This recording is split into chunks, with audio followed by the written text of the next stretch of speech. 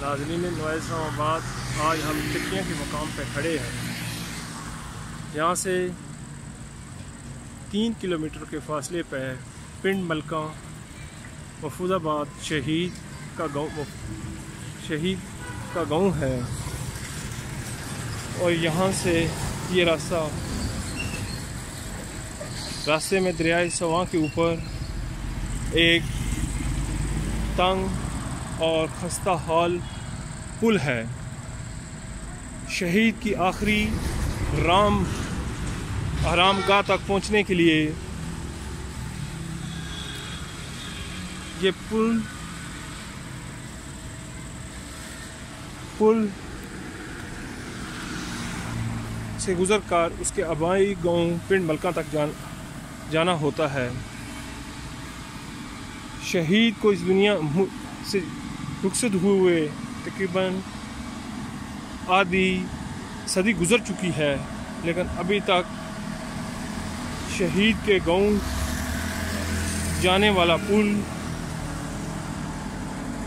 اسی حالت میں خستہ حالت میں موجود ہے، جس سے گزرنا انتہائی مشکل ہے۔ ون سائیڈڈ گاڑیاں گزرتی ہیں، ایک وقت میں ایک سائیڈ سے گاڑیاں گزرتی ہیں، جس سے یہاں کے رہنے والے آباسیوں کو شدید مشکلات کا سامنا ہے۔ ہمارے حکومتی حلقوں کو اس بارے میں سوچنا ہوگا کہ جس عظیم شخصیت نے مادر وطن پر اپنا خون نچھاور کیا، لیکن اس کے آخری رام گاہ تک پہنچنا انتہائی مشکل بلکہ دشوار مرحلہ ہے۔ یعنی سڑک ٹوٹ پھوٹ کا شکار ہے،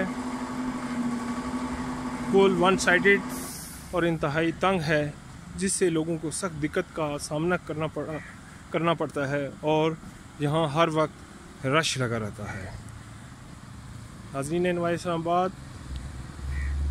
ہم حکومتی حوالوں سے یہ مطالبہ کرتے ہیں کہ فوری طور پر اس پل کو تعمیر کیا جائے، تاکہ ہر شہری آسانی کے ساتھ شہید کی آخری رام گاہ تک پہنچ سکے۔